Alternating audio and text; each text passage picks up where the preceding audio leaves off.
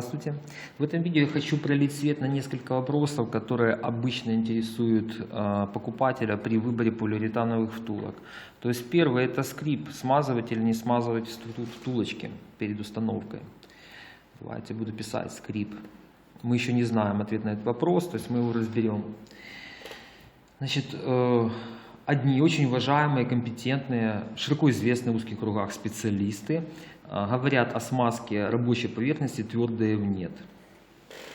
При этом они подчеркивают, что соответствие диаметра стабилизатора и диаметра втулки они должны быть. То есть втулка должна садиться с натягом, очень плотненько. Почему? У вас, например, пришло время менять втулочку, появились посторонние шумы, стабилизатор имеет какой-то износ, пусть небольшой, но он его имеет. То есть, а втулку вы купили, самая распространенная ошибка, стандартного диаметра. То есть втулочка, внутренний диаметр 20 и, например, диаметр стабилизатора уже 19. То есть вы устанавливаете втулочку, пока резина пухлая, то есть она еще все хорошо ездит, посторонних шумов нет, потом чуть-чуть подумялась и начинает стабилизатор работать и появляются посторонние шумы. Значит, второе условие — это отсутствие, давайте запишу сразу, значит, занижение, то есть давайте скажем так, то есть втулка должна быть занижена, то есть занижение диаметра втулки, то как делаем мы, то есть мы делаем всегда втулочки с занижением. Так, то есть занижение,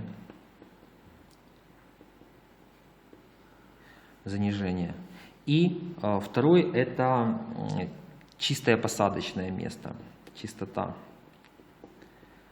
То есть мы представляем втулка, стабилизатор, грязь, пыль, ржавчина, мы это дело не убрали, там грязь эту, то есть здесь песок, грязь такого плана, все, и мы ставим втулочку, опять же, там внутри образуется как бы такой слой песка и всего остального, и при работе стабилизатора, все-таки небольшую работу он имеет, то есть начинает опять же выедаться ваш стабилизатор и появляться скрипы, то есть ясно, да, как бы на чем основывается мнение, как бы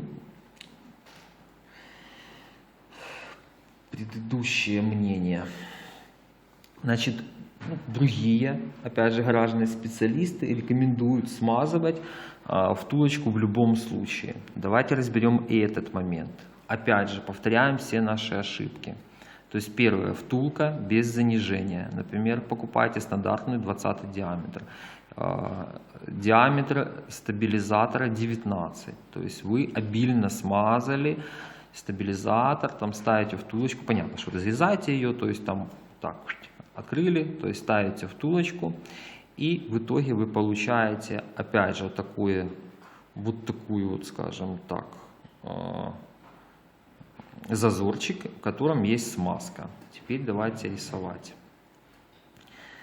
Представим, это наш стабилизатор. Вот он стабилизатор, то есть в сечении. Вот здесь вот он стабилизатор. Теперь вот втулочка поверху, то есть будет стоять. То есть вот стоит втулочка, например. Рисуем. Вот она стала втулочка. Я специально рисую здесь с большим как бы таким размером.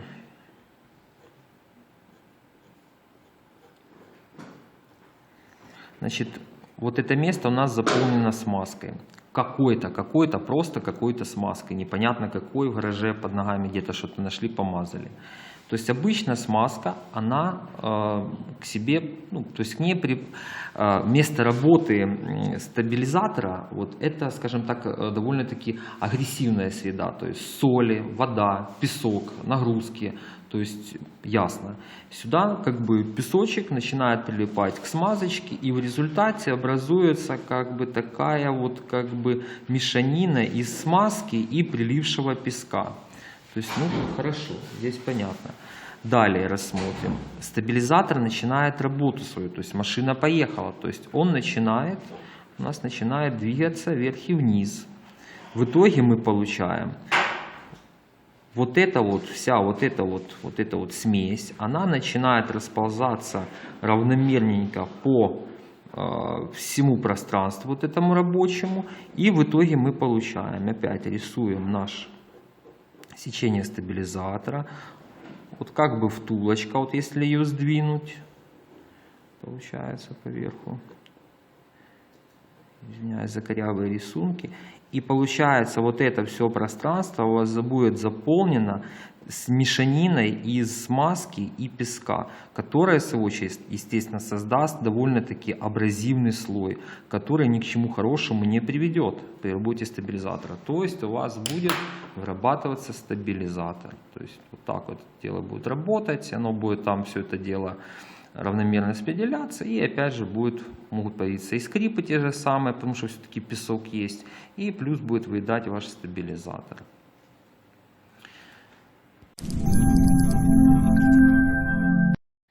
Так, давайте продолжим. Значит, давайте представим идеальную ситуацию, то есть создаем такое идеальное соединение. То есть у нас стабилизатор, мы меняем на нем втулку, то есть присутствует выработка. Присутствует выработка, значит втулка, которая стандартная, нам уже не подходит. Для того, чтобы не было посторонних шумов, и она проходила побольше, должно быть втулочка с занижением, как у нас. То есть сразу там где-то.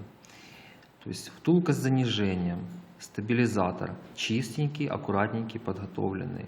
Плюс, я скажу так, наверное, учитывая сложившееся вообще мнение, для того, чтобы уничтожить фобии, то есть основываясь на принципе кашу маслом не испортишь, и вообще на конституционных правах гражданина, давайте внутреннюю часть втулки будет обработана специальным водоотталкивающим составом. То есть это состав специальный. То есть и в итоге мы получим плотное соединение. То есть лишняя смазочка, она выдавится, втулочка будет сидеть плотно, будет очень-очень тоненькая такая там пленочка водоотталкивающая, то есть специального состава. И вот это вот соединение, оно, я думаю, дольше всего прослужит. Так, подводя итоги, значит, мы предлагаем нашим покупателям наши втулочки, которые мы будем дальше реализовывать, они к вам будут приходить с обработанной внутренней поверхностью этой рабочей специальным составом. То есть возьмем такую самую-самую золотую середину. То есть специальный состав, заниженная втулочка, то есть должно быть практически идеально для этой ситуации. Как отличить втулочку обработанную и необработанную? То есть визуально видно. То есть втулочка не обработанная, видите, там внутри нет ничего. А обработанная, видите, внутри такая беленький такой, белая смазочка, то есть видно, что она есть. Так, опять же, давайте вернемся. Значит, внимание, если у вас стабилизатор с выработкой и втулка у вас получается не по диаметру, а большего, то есть там будут пустоты такие, то смазка не поможет.